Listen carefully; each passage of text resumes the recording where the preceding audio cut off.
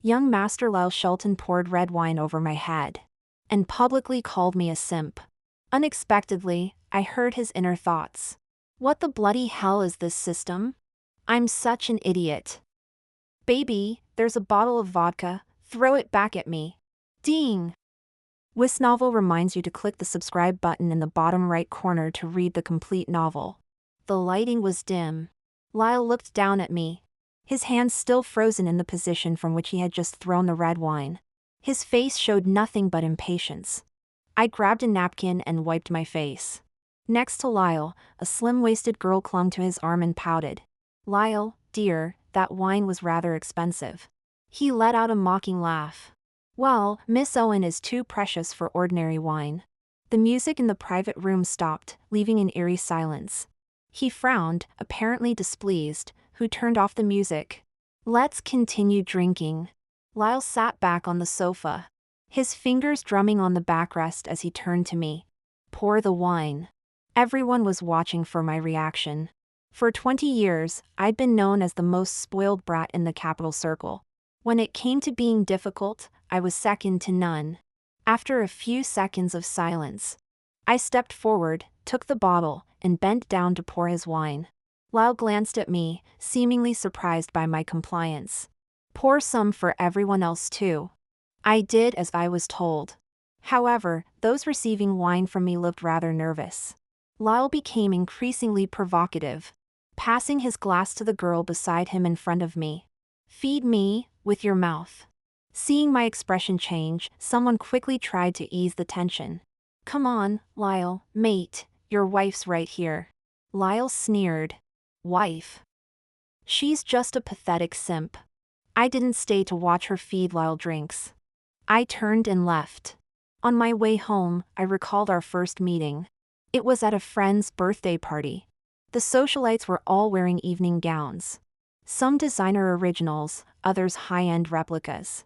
In my leather jacket and trousers, I stood out like a sore thumb. I was in a foul mood that day, so I'd been drinking. I leaned against the first-floor balcony railing, tossing money down for fun. People below were bending over to pick it up. Then I glanced sideways and saw him, Lyle Shelton. He sat on his motorcycle, the top buttons of his black shirt undone. His expression cold and distant, looking just as out of place as I did. He was watching me too. Fancy a ride? I'm always wild after a few drinks. At his invitation, I climbed onto the balcony railing. Catch me! Amidst gasps of shock, I jumped from the not-too-high first floor straight into Lyle's arms. He wore an unusual sandalwood cologne that smelled rather nice. That first meeting, I hopped onto Lyle's motorcycle and felt the wind rushing past my ears. Our second meeting? Our families were arranging a marriage, and I went straight to the register office with him. Someone secretly took photos of Lyle pouring wine on me, and it's trending on social media. Everyone's waiting for me to announce our divorce. In the bedroom, Lyle sits on the edge of the bed, pressing his fingers against his temples, looking irritated. I stare at him coldly. Keep pretending. Earlier today in the private room, after he poured red wine on me, I suddenly heard his inner thoughts. What the bloody hell is this system? Baby, there's vodka there, pour it back at me. I'm such a bloody idiot. I remained patient with him in the private room, and gradually understood his thoughts. He's got some weird system giving him tasks to neglect and humiliate me. He has to follow through. After I left, he immediately found an excuse to send away the girl beside him. Now, there's a glass of wine on the nightstand. I pick up the glass and immediately hear his voice in my head. Yes. Pour it on me. Instead, I take a sip. He thinks, my baby loves me so much, she won't even pour it on me. But in reality, Lyle hasn't said a word, maintaining his cold facade. The wine makes me feel warm, and I casually undo 2 buttons. His thoughts immediately flood my mind. Don't look. Resist. Bloody hell, what if I can't resist? The next moment, he comes over, his features sharp in the dim light. Cold and distant. He grabs my collar, skillfully buttoning up my shirt. Keep your clothes on properly. He lights a cigarette, cupping the flame. You look awful. As he speaks, his Adam's apple bobs noticeably. I'm a lightweight and not a pleasant drunk. The alcohol is getting to my head. So, I stand before him, starting to undo my buttons one by one. I look up, meeting his eyes. Lyle. Don't tell me you're impotent? My head's spinning. His dejected thoughts immediately ring out. How would she know if she's never tried? The heavy curtains block out the last bit of light. I kick off my slippers and push Lyle onto the bed. I slap his abs. Shall we try? While Lyle says not interested. His body tells a different story as he rips off my underwear. I woke up with aching limbs. As I rubbed my temples, my right hand suddenly touched something warm. I turned my head.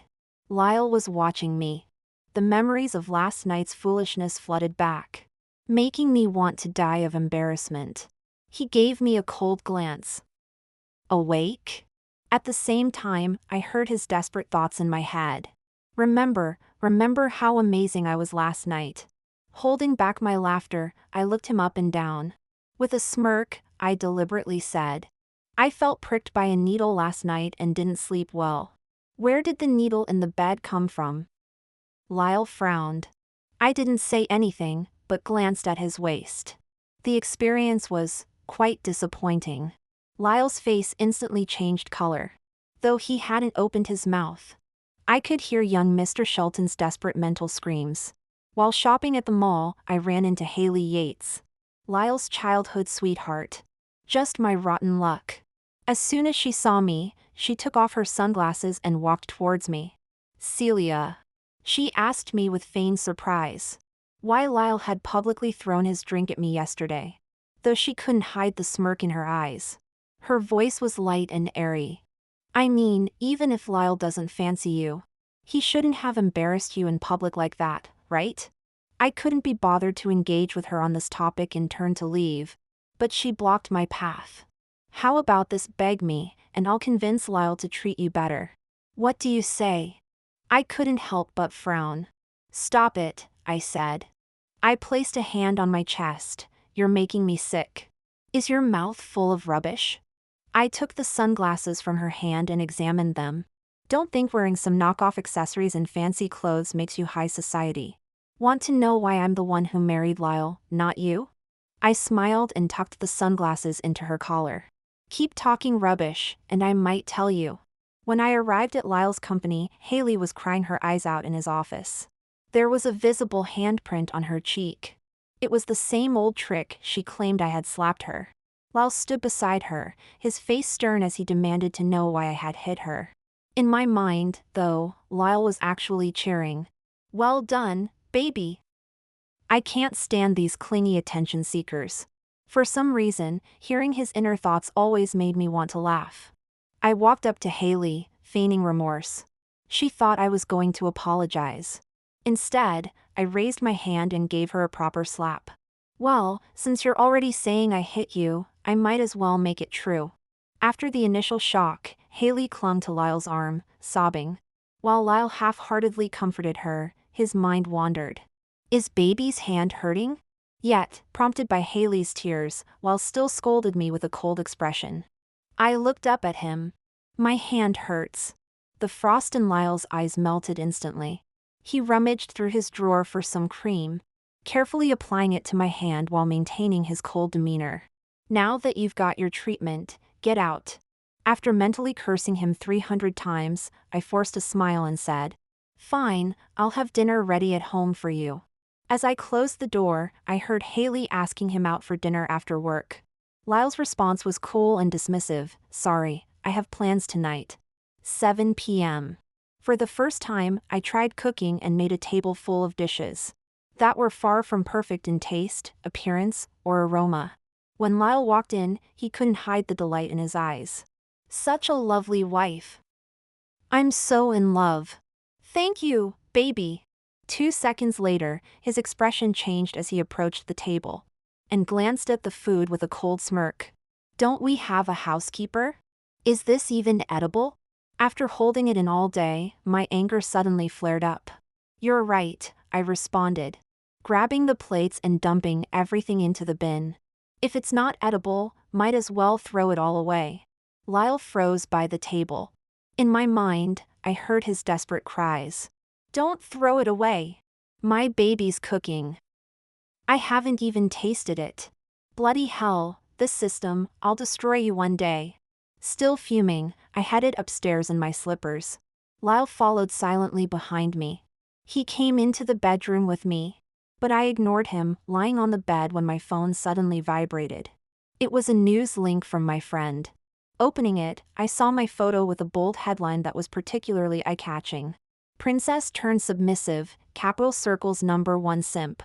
Seeing my expression change, Lyle leaned over and snatched the phone. 1 second. 2 seconds. The room was eerily quiet. I couldn't even hear Lyle's thoughts in my head. I looked up at him, but he suddenly smashed the phone. The screen shattered like a flower. At that moment, Lyle's thoughts came through. That news agency, eh? I'll remember this. Which bloody journalist wrote that headline? I'm the simp of my baby. After ranting internally, Lyle gradually calmed down. He turned around. Lyle gave me a cold look, his tone icy. This kind of news isn't good for the Shelton family name. I'll handle it. Oh. I looked up at him. I want to sleep. I meant for him to leave, but Lyle raised an eyebrow at my words. He turned his head away, his Adam's apple visibly moving. After responding, Lyle reached out and turned off the lights. My vision suddenly blurred. In the darkness, Lyle pulled me into his arms with precise accuracy. The night was cool, but his tone was cooler. Don't move. He gripped my shoulders, turning me to face the edge of the bed. Pressing himself against me. They're not wrong about you being a simp. A princess turned submissive. His fingertips brushed my earlobe, warm, quite exciting. Then came the sound of tearing fabric. He sneered, Celia, isn't this what you wanted? After the humiliation. In my mind, Lyle weakly spoke. I'm sorry, baby. This system is making me say these awful things. Oh God, this makes me sound like such a creep. He kept rambling on, but I tuned out his annoying excuses. Even though I knew this was some ridiculous task he had to complete, I still felt utterly humiliated. I turned my head and could make out Lyle's silhouette in the darkness. Even blurred, he was still handsome. But I couldn't help myself. I turned around and kicked him right off the bed. Get out! I'm not some damsel in a trashy romance novel. Who'll let you get away with this nonsense?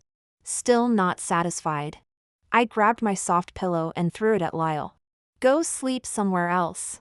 In the darkness. Lyle remained silent for 2 seconds. Though internally he was buzzing with thoughts. My baby telling off a creep, so cool. Finally done with this forced romance scene. But now I can't cuddle with my baby tonight. Lyle picked up the pillow from the floor. And left the room with a gloomy face, internally whimpering. That night, I didn't sleep well. Just a wall between us. I could still occasionally hear Lyle's inner thoughts. He didn't fall asleep until late, his mind constantly mumbling about me. Finally, I heard him sigh. I need to complete this task quickly and get rid of this bloody system. I just want to be next door being a devoted husband. Lyle's inner monologue was too much. His chatter kept me awake. I only managed to drift off as dawn was breaking. When I woke up, it was already late morning. Lyle was gone. However, once he left, he never came back. I called him, but there was no answer. I went to his company, but his office was empty. Even his parents had no idea where he'd gone. The private news agency that sent me those articles a few days ago was reportedly facing some major crisis and would likely shut down within days. Everyone could guess who was behind it, though no one dared to discuss it openly.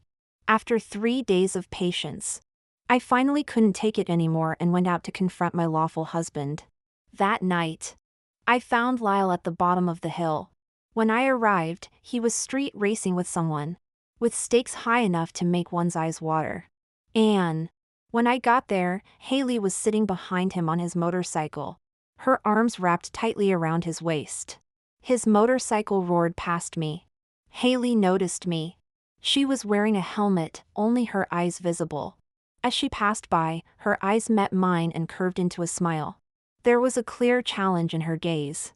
I remained silent, quietly waiting for Lyle to finish the race. When the race ended, Lyle's victory was overwhelming, even breaking the city's existing record. Logically, people should have been cheering. But at this moment, the crowd stood in silence, with only sparse applause making the atmosphere feel particularly strange. I stood in the middle of the crowd and slowly walked forward. Clap, clap. It was me applauding. Congratulations, Lyle. Lyle stared at me silently, saying nothing, his mind equally quiet. He raised his hand, wrapped it around Haley's waist, and helped her off the bike. His glance swept over me, cold as ice. He didn't even respond to my words, not even in his thoughts. I felt strangely unsettled. Even if Lyle was following the system's instructions to ignore me, shouldn't he at least have some internal monologue? In the silence, it was Haley who spoke first. She removed her helmet and took a step towards me. Celia, don't be angry. I've been feeling down these past few days, that's why I asked Lyle to accompany me. She looked innocent, even giving Lyle a gentle push on his lower back. Come on, explain it to Celia. Lyle played with the helmet in his hands, seemingly too lazy to even look at me. What's there to explain? The wind picked up. He hung the helmet on the handlebar, casually tucking Haley's wind-blown hair behind her ear. The gesture was gentle, and from my angle, it seemed tinged with tenderness. After all, she's the one who pushed herself on me. Lyle's lips curved into a sneer. She sought this marriage herself, so she can bear its bitter fruits. That's fair. I stood frozen. What shocked me wasn't Lyle's words, but after his sarcastic remarks, I couldn't hear his thoughts anymore. Not a single word. I stood frozen in place, not knowing how to react. I even began to doubt. Was I still drunk that day when I thought I could hear Lyle's inner thoughts? After all, even then, I could only hear Lyle's thoughts. Not having seen him for several days, I had no way to verify this ability. Today when we met, after a while, I hadn't heard a single thought from his mind. My mind was in complete chaos. Seeing me distracted, people around started to mock me. Looks like the news was true. Love is indeed powerful. Our proud Miss Owen has become quite the devoted simp. Well done, Lyle, you've managed to tame the Capital Circle's princess perfectly. For the past 20 years, I had been known for my arrogance and willfulness. Most people would only dare to curse me behind my back. But now, seeing my silence, some who were familiar with Lyle began to taunt me openly. The guy closest to Lyle patted his shoulder. Hey Lyle, heard that Celia now follows your every word. Give us a demonstration? He laughed. I'd love to see our princess bow and scrape. Before he could finish, Lyle's fist sent him crashing to the ground. A dull thud. The man fell hard, knocking over a nearby motorbike. Lyle's face darkened as he brushed off the part of his clothes. Where the man had touched him, his voice ice cold. I hate being touched. But in my memory, Lyle had never been a germaphobe. Nor had he ever objected to people touching him. When I looked at Lyle, Haley stepped forward. Not too far, not too close. Just enough to block my view. After Lyle had just mentioned how much he hated people touching him, she deliberately took his hand. Lyle, don't be angry, she said in a sweet voice while swaying his hand. I'm a bit hungry. Why don't I treat everyone to a late-night snack? Lyle was still fuming. But seeing her act cute, he suppressed his anger and smiled. I'll pay. Throughout all of this, he never pulled his hand away from Haley's. Everyone was good at reading the room.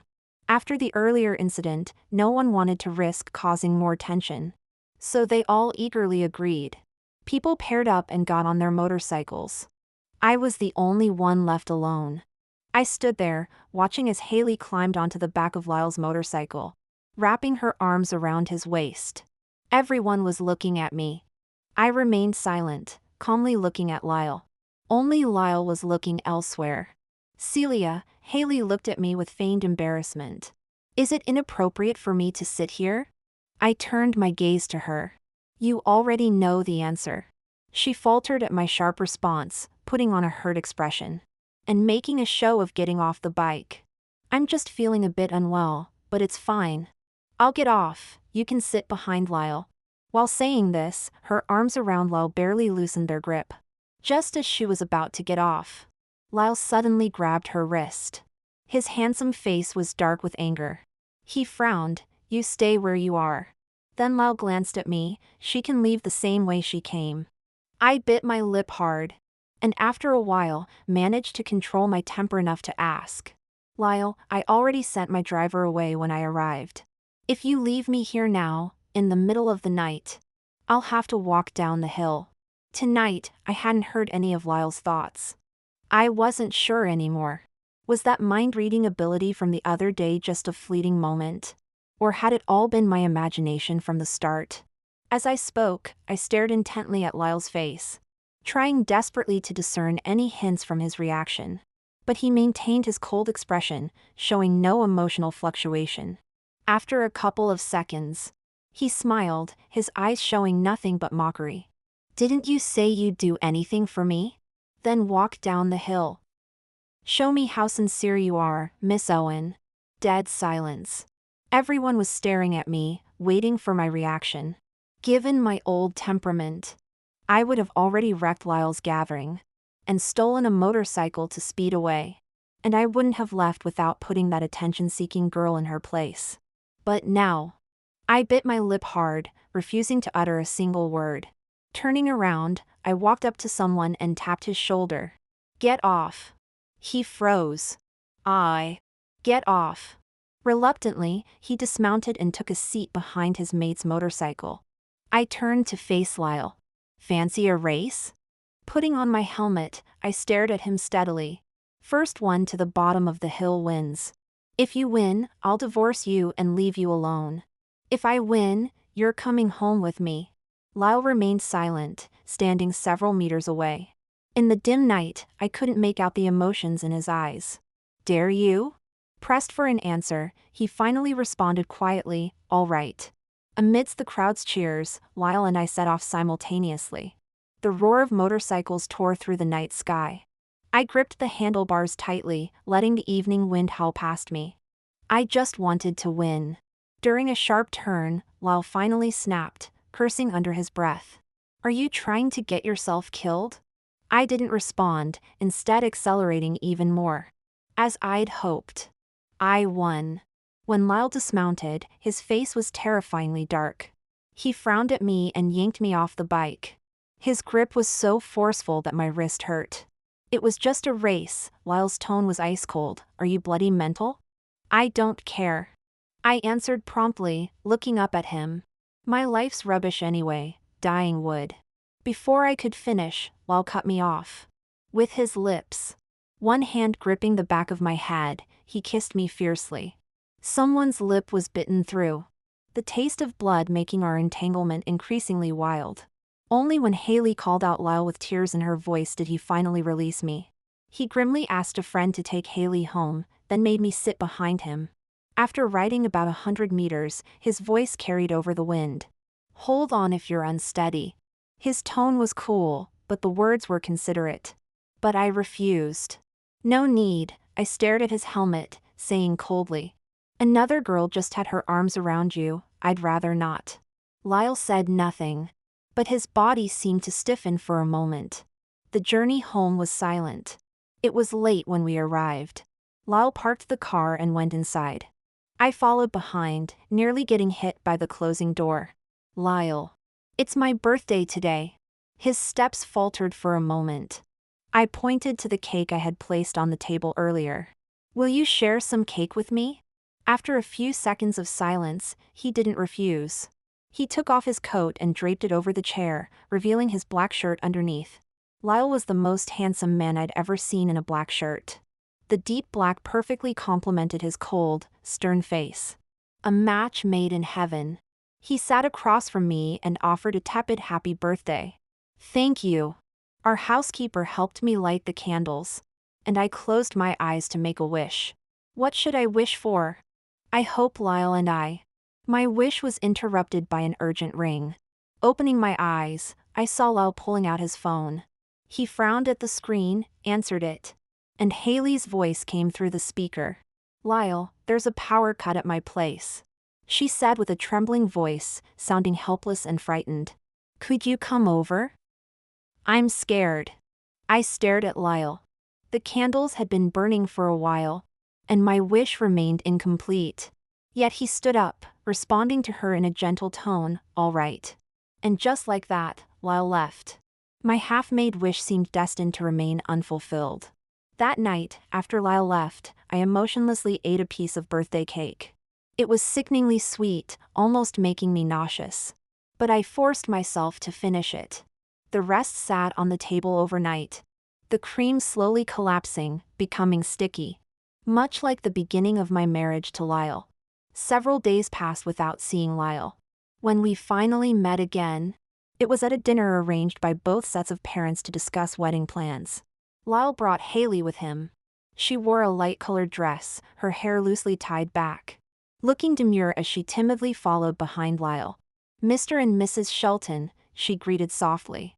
She and Lyle had grown up together. So naturally, she was familiar with his parents.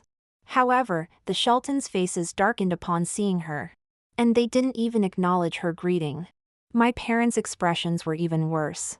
Not for my sake, but for the Owen family's reputation. My father slammed his hand on the table. "Lyle, what's the meaning of bringing another woman to discuss wedding arrangements?"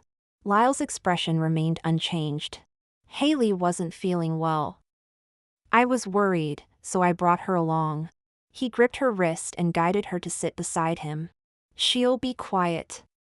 She won't disturb our discussion. Please continue." Throughout it all, Lyle never once looked at me. At the family dinner to discuss the wedding arrangements, Lyle brought Haley along and seated her between us, which was a blatant insult to the Owen family. Due to Lyle's willful behavior, Mr. Shelton directly gave up a multi-million-pound business deal at the dinner table. Mrs. Shelton quickly tried to smooth things over with some soft words, and my parents let it slide. No one cared about my feelings. I, Celia Owen, the princess of Capital Circle, notorious for my arrogance. Everyone thinks I'm spoiled because of my privileged upbringing. But it's quite the opposite.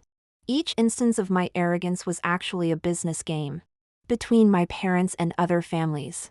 I was responsible for being domineering, flamboyant, and testing the waters. As time went by, I truly became the persona I was packaged to be. I drank heavily, acted imperiously, raced cars, loved skydiving, and enjoyed all kinds of extreme sports. Anything thrilling. I loved it all, including Lyle Shelton. Initially, he was a target set by my parents. Someone I wanted to challenge and conquer. Even before our first meeting, I had investigated him many times in secret.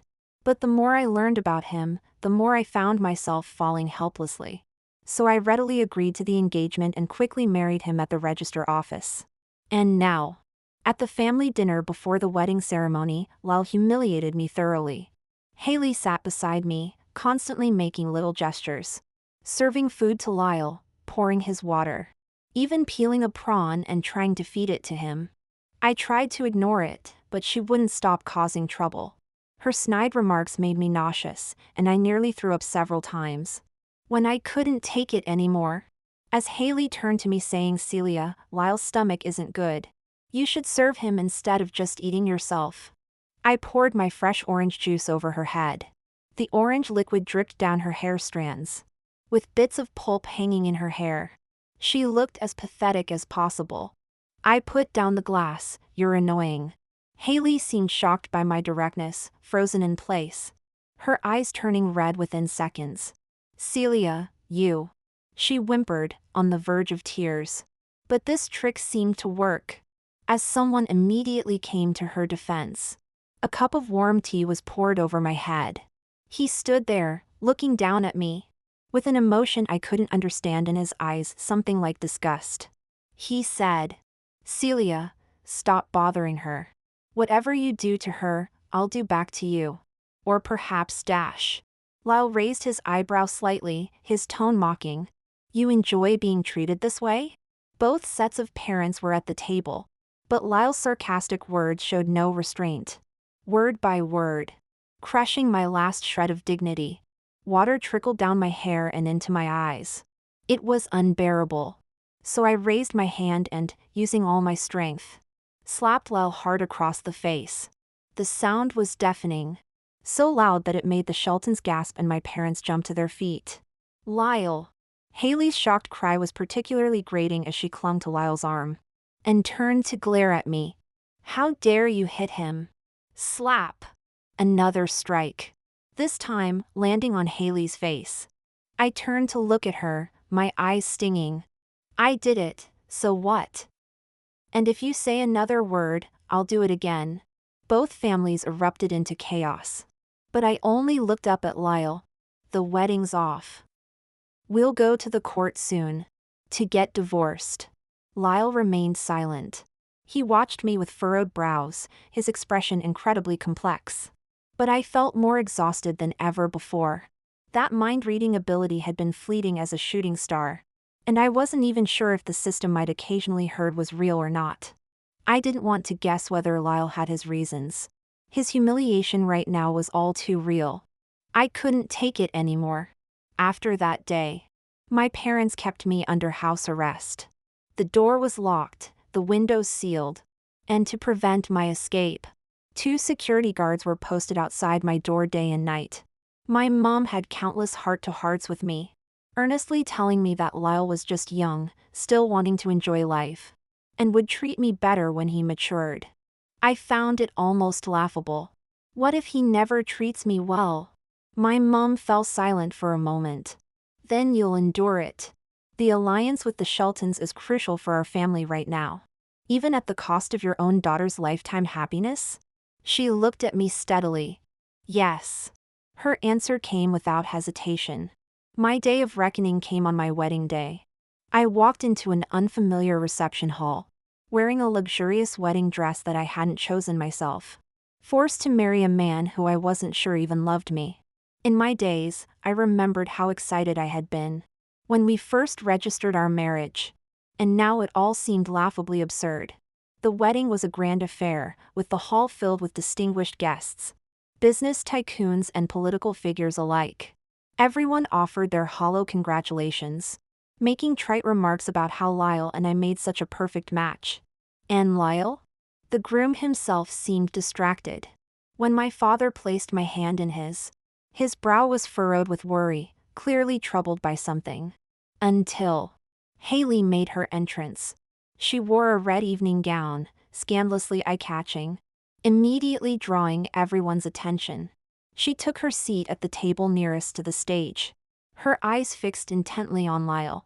He was looking at her too, his fists clenched tightly at his sides, as if wrestling with a momentous decision.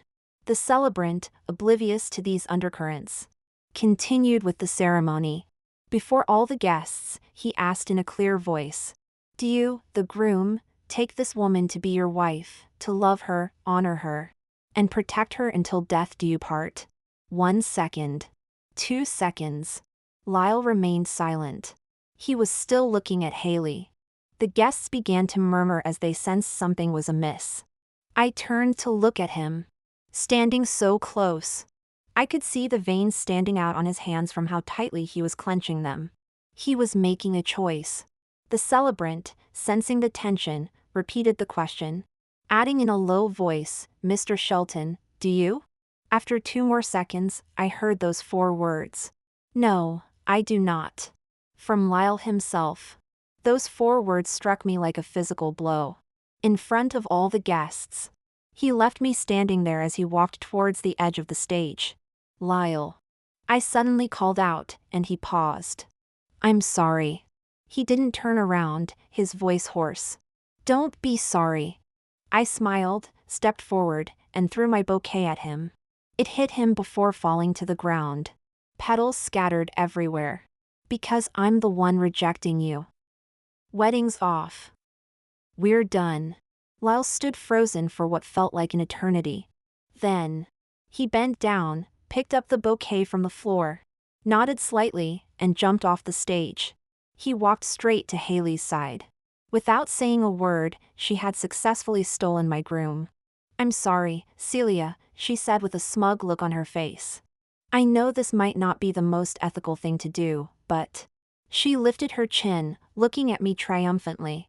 In love, the one who isn't loved is the real intruder. Lyle and I are truly in love. Your arranged marriage was nothing but a business deal anyway.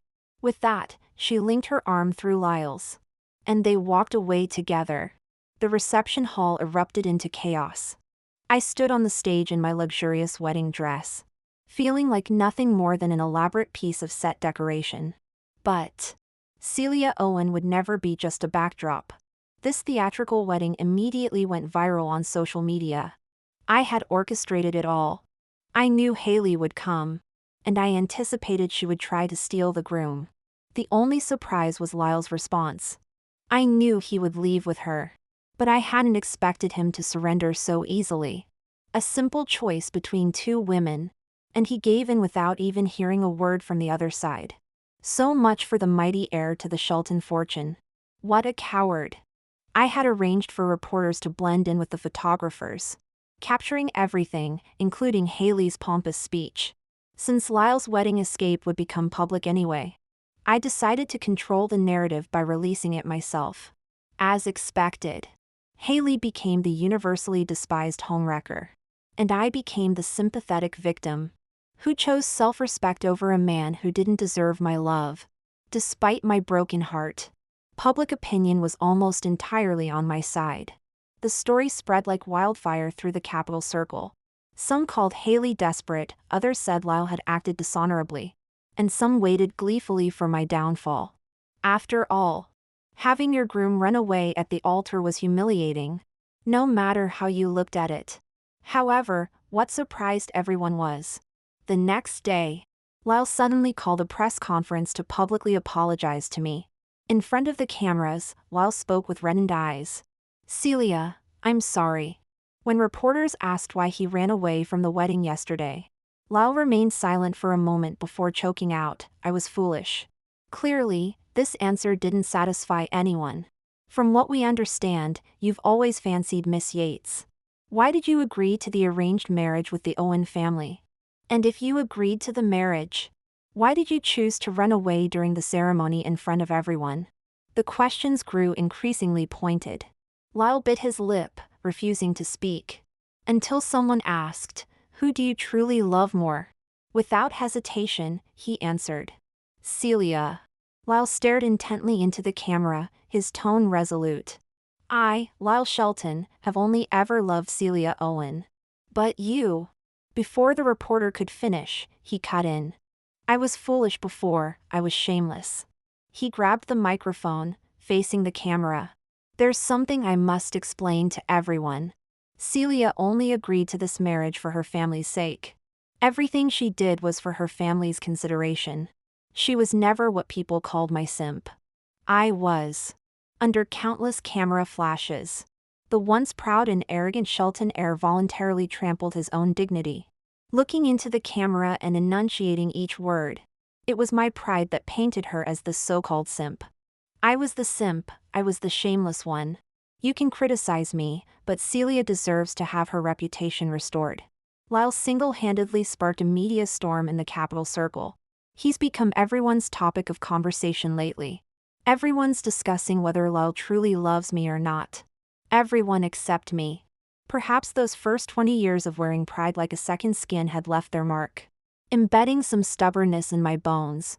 Lyle's apology was sincere, humbling himself to the dust, stepping on his own dignity to clear my name. But it's too late.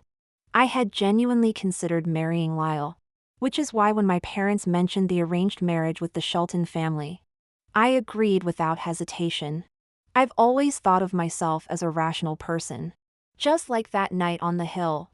I was calm then too, calmly risking everything. I was at the pub with my friends when Lyle showed up.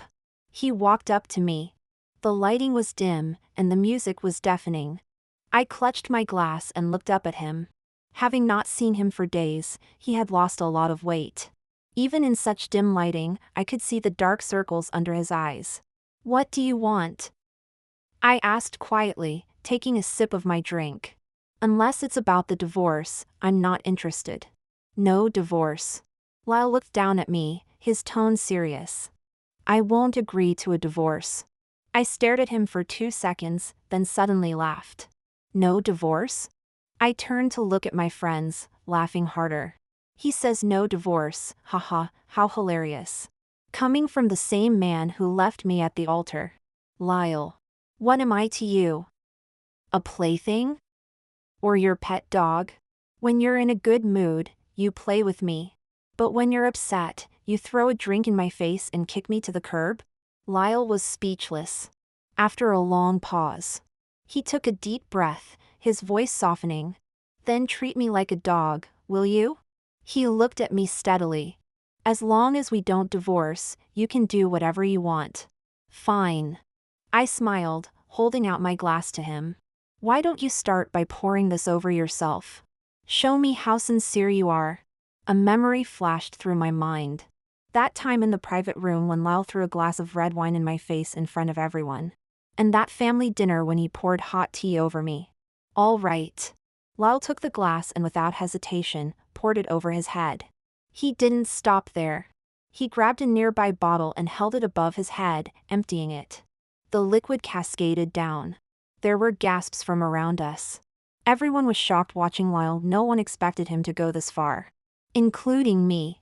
To be honest, watching him pour an entire bottle over himself made me soften for a moment.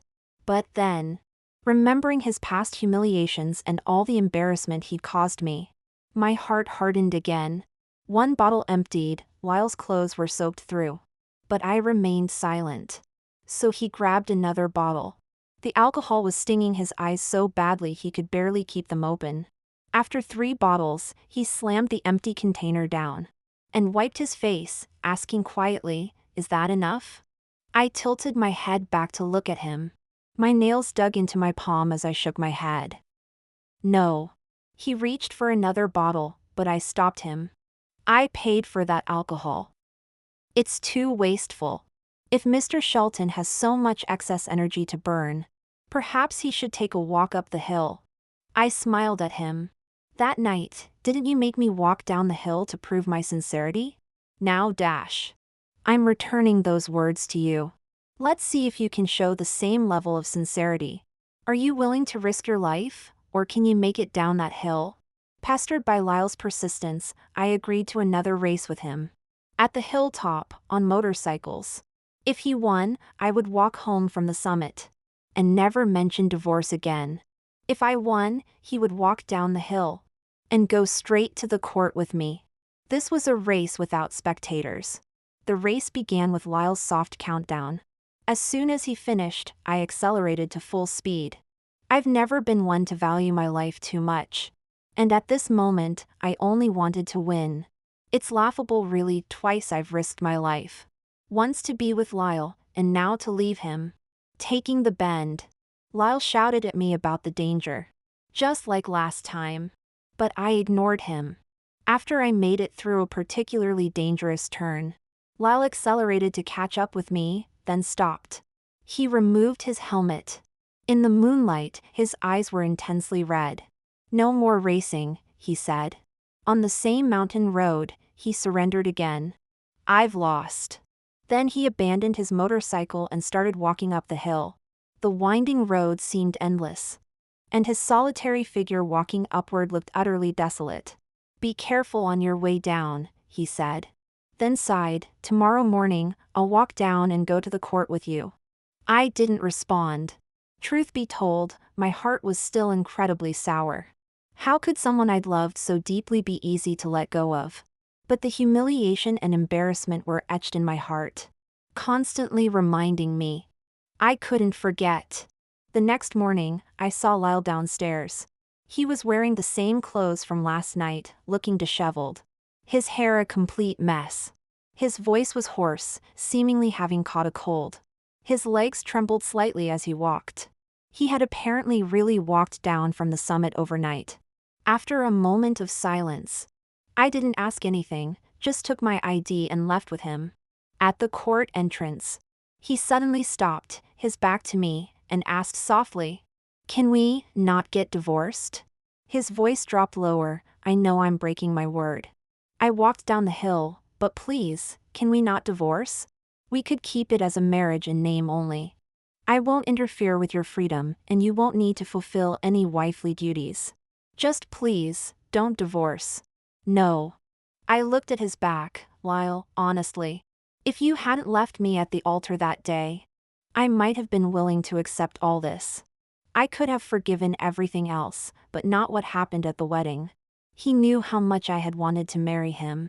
But at the wedding, in front of the capital's elite, he publicly abandoned me, leaving the hall hand in hand with another woman, making me the laughingstock of the capital circle. That day, he only said one sorry to me, but his actions had slapped me twice in the face. Lyle remained silent for a long time, not saying another word. He entered the court with me. We got our divorce papers. Then we separated, each getting into our own cars. After divorcing Lyle, I was kidnapped. And bound together with me was Haley. I hadn't seen her for a while, and she looked rather worn out.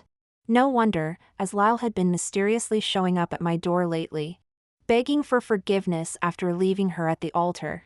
Looking at her dark circles, I could tell she hadn't been sleeping well either. Our kidnapper was Hugh Croft, the sworn enemy of the Shelton family. He had lost to the Sheltons in business, went bankrupt, and his century-old family enterprise was destroyed overnight. From a wealthy heir to a debtor, the dramatic fall had driven him mad. He wanted revenge on Lyle. So, he kidnapped both Haley and me, forcing Lyle to make a choice. He knew he no longer had the power to hurt the Shelton family directly. So he wanted Lyle to lose someone he loved, condemning him to a lifetime of guilt. How laughable. If my mouth wasn't gagged with a cloth, I would have told him not to bother with the choice, just kill Haley. Lyle publicly abandoned me at the altar for her sake, leaving me alone on the wedding stage. How could he possibly choose me in this situation where he had to pick between us? Of course not. When Hugh called Lyle, with bloodshot eyes demanding him to make a choice, I clearly heard Lyle's voice through the speakerphone. I choose Haley. Do whatever you want with Celia. I'm sick of pretending these past few days. Kill her if you like. But please, don't harm Haley. Beside me, Haley, who had been trembling in fear, suddenly relaxed. She turned her head towards me with difficulty. And though she couldn't speak, her eyes were full of triumph and mockery. How pitiful, I thought. Neither she nor Lyle was thinking clearly. The kidnapper clearly wanted revenge on Lyle, so his begging to spare Haley would only put her in more danger. Indeed. Blinded by hatred, Hugh yanked Haley, bound hand and foot, towards him. His smile was grotesque, seeming even more sinister in the dim room. Lyle, he sneered, I'll do exactly the opposite of what you want. You love her, don't you?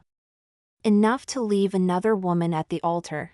The more you love her, the more I want to take her life. He glanced at me. And the woman you despise, I'll keep her alive, so her very existence will forever remind you of how your beloved died. I watched quietly. I watched as Haley's expression changed from triumphant to terrified, now shaking and crying uncontrollably.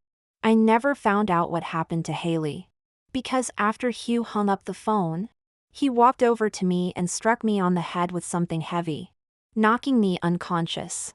Before losing consciousness, I heard his maniacal laughter. Live well, Celia Owen. Become Lyle's nightmare. When I woke up, I was lying in a hospital room. Lyle was sitting by the bed, looking haggard with dark circles under his eyes and stubble on his jaw. Seeing me awake, he forced a smile. You're awake? I remained silent. The memories before losing consciousness gradually became clear.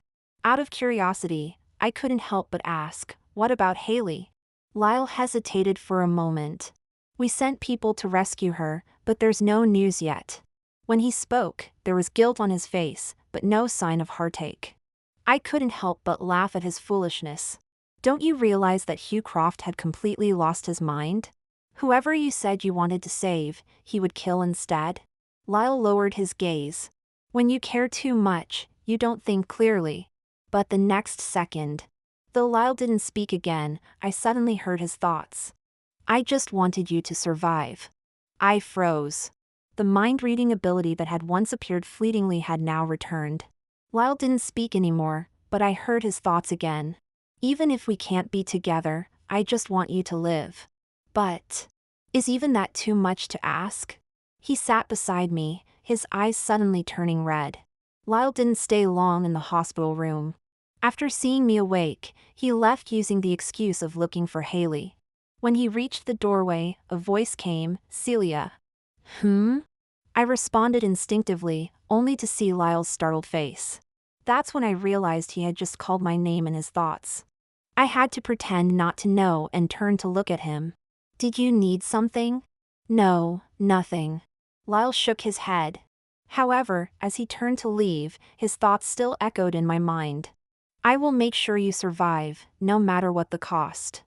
I was completely puzzled. Hugh Croft had only knocked me unconscious, I was perfectly fine. I would certainly live on. I thought Lyle had left. However, in reality, he kept me under house arrest in this hospital room. No one was allowed to visit me, including my parents. And true to form, they hadn't come. After all, at a time when the family company was facing crisis, rebuilding ties with the Shelton family was more important than anything else. I was fine and requested to be discharged, but was refused. At first, Lyle had doctors and nurses stop me. But later he dropped the pretense and stayed with me day and night. I asked him to let me go. He refused. "Why are you imprisoning me?" He remained silent, but in his heart, he answered, "To save you." "Let me go." Lyle shook his head. "Lyle," I looked up at him, "we're already divorced. This is illegal detention. If you want to leave us both with some dignity, let me go. Otherwise, I'll hate you." Lyle looked at me for a long time, then laughed softly. "Then hate me." In his heart, he added, "Better hatred than death." I didn't know what madness had possessed him. But I truly couldn't escape. No communication devices were allowed. And everyone in this private hospital was Lyle's person. This was the second time in my life I'd been imprisoned, courtesy of Lyle. After being confined for several days, my temper grew increasingly volatile. When things didn't go my way, I would start breaking things. I smashed everything I could in the hospital room, yet each time, someone would come in and replace all the damaged items with new ones. Lyle tried to stop me. I would curse at him, even bite him. But Lyle never dodged. He simply endured it quietly. When I finally broke down and asked what he was trying to do, he smiled faintly. Atonement. But I had no idea what kind of atonement this was supposed to be. After several days in the hospital, Lyle took me back home. Our former home. His people guarded the mansion, afraid I might escape. Lyle watched over me constantly, barely sleeping even at night. We rarely spoke. I didn't want to talk to him, and he seldom initiated conversation. The two people once known as the most dramatic in the capital circle had become more silent than each other. I tried to escape several times, but all attempts ended in failure. When I grew tired of struggling, I gave up. Until I felt nauseous for 2 days straight. Then realized I hadn't had my period in a while. I got a pregnancy test. Those 2 red lines were glaringly obvious. Lyle saw them too. But he just stared at what was in my hand, his face expressionless. None of the reactions I'd imagined: shock, elation, disgust. Nothing. He just stared at the test strip, lost in thought. The emotion that leaked from his eyes looked more like indescribable despair. I never understood that expression of his. Until the next day, when Lyle fell asleep on the sofa while watching over me in the study. I accidentally found his diary. Opening the thick notebook, every page was filled with writing. It was Lyle's handwriting. Though reading someone's diary isn't very ethical, I was desperately curious about whether this so-called system was real or fake. It concerned my relationship with Lyle. If he truly had difficulties he couldn't speak of, I could forgive him. But if everything was Lyle's own intention, then even if I loved him, I wouldn't stay by his side to suffer humiliation. Taking a deep breath, I opened the diary. September 9th, 2020, met the rumored princess of the capital circle today. Arrogant, domineering, I like it. But I keep feeling this is just her facade. I really want to see what she's truly like. October 21st, 2020, I saw it. Turns out she can cry too. Saw a kitten that had been run over by the road. Despite her fear, she dragged it away to bury it, even shed a few tears. July 2nd, 2021, saw her at someone's birthday party. She was in a bad mood, had been drinking, leaning against the second floor railing throwing money. I asked if she wanted to go for a drive, and she just jumped over the railing. Bloody hell, scared me to death. Thank God I caught her. Got married. Thanks to the business alliance between our families. I married the girl I wanted most. To hell with that damn system. Why should I have to cold shoulder and humiliate her after marriage? I just want to cuddle my baby. Why should she die if I fail the tasks? What kind of nonsense is this about the system killing the person I love most if I fail? Damn system, making me throw wine at my baby. There was a bottle of vodka next to her, why didn't she throw it back? God, it hurts to see this, some wine got into her clothes. I so want to dry her off myself.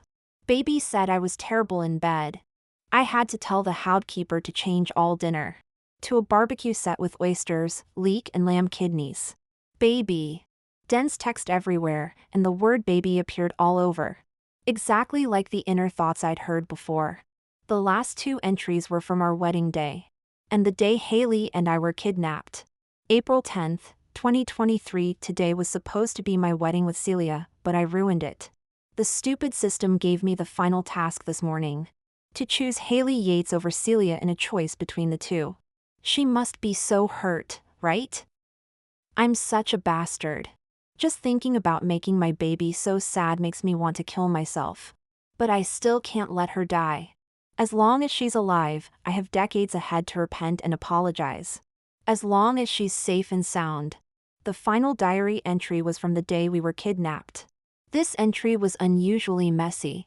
The strokes heavy, bleeding through several pages. Why? So the final task's choice between two wasn't about the wedding at all, but about that kidnapping. Why didn't I realize earlier that the final task didn't specify a time? Why didn't I notice the system hadn't indicated task completion? After I made my choice at the wedding? Why did I assume the system's silence meant the task was complete? Why? Why? Why would Celia die if the task failed? I don't believe in fate. I only believe she will be safe and sound. The last line in the diary read, I won't let her die. By the time I finished the thick diary, my face was wet with tears. All those things I couldn't understand before, couldn't accept. Everything became clear in this moment. I suddenly remembered that day in front of the court. Lyle had his back to me, his voice trembling badly. He softly asked if we could not get divorced. I could still harden my heart then, but thinking about it now. How must he have felt? Suppressing his feelings to complete one humiliating task after another to protect me. Only to have me force him to the court for divorce. When he thought everything was finally settled? That day on the hilltop. When he watched me desperately trying to leave him. What must he have felt? I dare not imagine. After a week of being confined at home, Lyle drove me to the hospital. It started when I woke up with abdominal pain and noticed some spotting. On the way there, he was extremely careful. The man who used to drive like he was in a racing competition was now driving his executive car at a snail's pace. I could guess what he was worried about. I just didn't say anything. The examination went smoothly. Lyle and I stood in the hospital corridor, staring at the ultrasound image of our tiny, unformed baby for a long while. Finally, we carefully tucked the scan away. Lyle drove me home, asking what I'd like to eat. I was thinking seriously when, at an intersection, I caught sight of a car running a red light, speeding straight towards us. Celia! The other driver was clearly prepared, moving at an impossible speed. There was no way to dodge. In that moment of impact, Lyle turned the steering wheel with all his might, positioning the driver's side to take the hit. A massive crash. The pain felt like my organs had been displaced. In my daze, I desperately protected my abdomen. Lyle. No response from him. Slowly, painfully, I turned my head and saw a sight I'll never forget. Lyle, my hot-tempered, often grumpy husband, was now crumpled in the severely deformed driver's seat, blood covering almost his entire body. It hurt so much. My body ached, but my heart felt like it would stop beating. I reached out to touch him, but he was trapped so tightly I couldn't even extend my hand far enough. Lyle. My voice trembled terribly. Crying wouldn't solve anything, but my mind went blank. And tears were all I could manage. I actually woke Lyle with my crying. He opened his eyes to look at me, his left eye covered in blood, making him look frightening. His gaze fell on my face, and he spoke with great difficulty, each word seeming to drain all his energy. "Don't cry." He seemed to want to wipe my tears. But his right arm, closest to me, hung limply, too weak to lift. He even managed to smile. For the first time, he mentioned that system to me. "What rubbish system? If I want you to live, you will definitely survive." He smiled. "Don't cry." I won. I suddenly broke down completely. I think I finally understood why Lyle had been so distracted lately. The system's tasks had always been about humiliating me, ignoring me, to favor Haley. And the final task was on the day we were kidnapped. So, Lyle's last task must have been the choice during the kidnapping. If he didn't save me, I would die at Hugh's hands. But he saved me, defying the system, failing the task. I would still die. Tears streamed down my face as I desperately tried to pull at the deformed car body, crushing him, but it was futile. HSS dash. He drew in a sharp breath of pain, apparently from my touching a wound. I didn't dare touch him again. Kind passers-by came to help, but Lyle was trapped too severely for anyone to free him by hand. Lyle glanced at me and struggled to tell them, "Save her." "Thank you." I was rescued and placed on the roadside. The pain was almost unbearable. Looking down, I saw my leg was severely broken from the violent impact. From this angle, I could see just how devastating the crash was. Especially Lyle's side, the driver's seat was horrifically deformed. Just looking at the car made one's heart tremble, let alone imagining the person inside. There were many people around. For the first time in my life, I felt utterly helpless.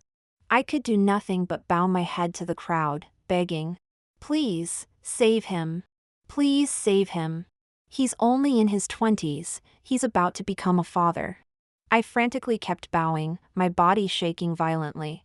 There was a lot of chatter around me, but I couldn't make out a single word. I was so scared. So terrified Lyle would die.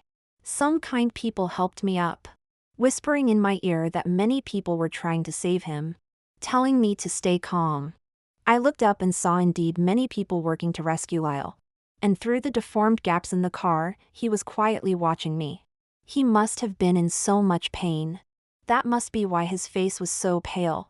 People tried everything they could, carefully attempting to pull Lyle out, but it was impossible. The ambulance and fire brigade were on their way.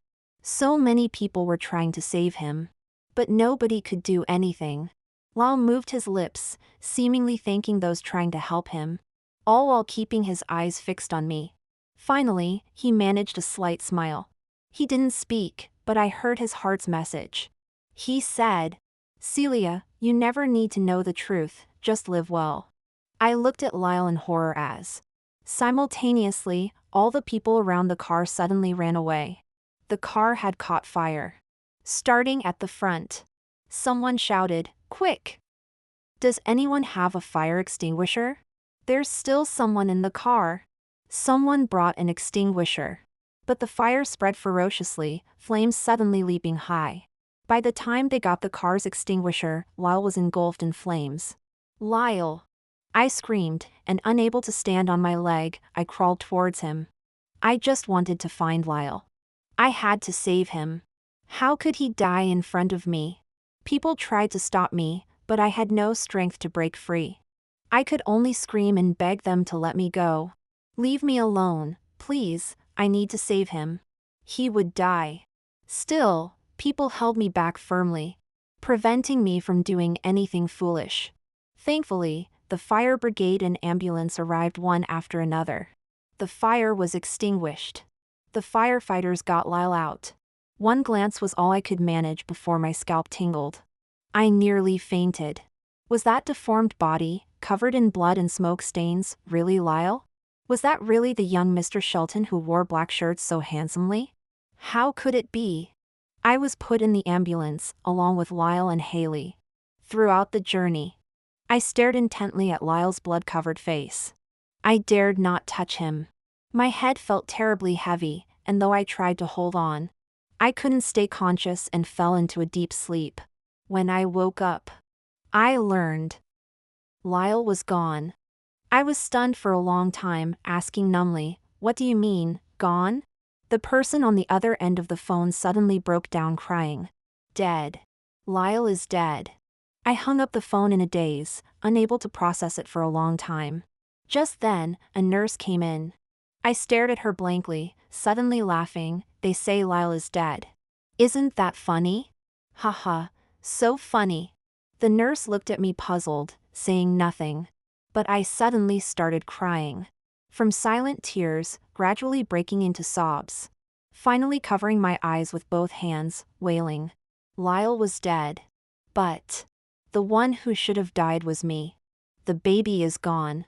Lyle is gone too. Haley also died in that car accident. Yet I survived. The last words Lyle wrote in his diary came true. He said he would keep me alive. He did. But why did it have to cost him his life? The next time I saw Lyle was at the cemetery. I sat in my wheelchair, quietly gazing at the black and white photo on his headstone. Lyle had such a handsome face, though he always maintained a cool expression. Before coming, I had prepared myself countless times not to cry. They say crying at a loved one's grave isn't good for their soul. But I couldn't help myself. It's such a regret. Such a deep regret. I never even had the chance to tell Lyle that I had read his diary, that I had heard his true feelings, that I understood his struggles and circumstances, that I knew he never meant to be cruel to me, and that he never really loved Haley. But Lyle never knew. In his final moment, was he filled with regret? Regret that I had misunderstood him all along. Regret that he couldn't tell me the truth? I dare not think about it. When I do, my heart aches terribly. If I had known death would tear us apart, I would have loved him without hesitation. Kissed him passionately, loved him completely. If I had known we couldn't bring our baby into this world, we should have shown more restraint that night. Our unborn child never got to see this world. Did it feel cheated of its chance? I sat before his headstone, telling Lyle everything. I don't know if he could hear me, but I hope he could. After Lyle's death, I couldn't accept it. Attempted to end my life several times, but was always saved. The last time, I had a dream about Lyle. He wore the black shirt I loved so much, raising an eyebrow at me. "Your man beat the system, and you're trying to ruin my victory?" I couldn't speak. In the dream, I stared at his face almost greedily, afraid he would vanish if I blinked. I looked for a long time, until my eyes burned. When I blinked, tears fell. "Lyle." I asked him through my tears, "Will we meet again?" "Of course." He wiped my tears, his downcast eyes reminiscent of that summer day. When he caught me, then looked me over, he smiled. "We'll definitely meet again." After Lyle left, I cried for a long time, but couldn't wake up. At the end of that dream was another dream, where I saw a little girl, while holding her, and she smiled at me from his arms. She felt so familiar. In a blink, she was in front of me. I'll tell you a secret. I bent down to look at her closely. Her fair face resembled both mine and Lyle's. She said, "Dad heard everything you said at his grave." She winked at me. "Dad said he has no regrets. He loved you so much that as long as you're alive, he has no regrets. Dad's so cheesy, always telling us his wife is a princess. The most delicate and adorable princess." She made me laugh. But with that laugh, I woke up. I was alone again, looking at the thick bandages on my wrist. I abandoned thoughts of suicide for the first time. Lyle had said it. Live well, for him. We'll meet again someday.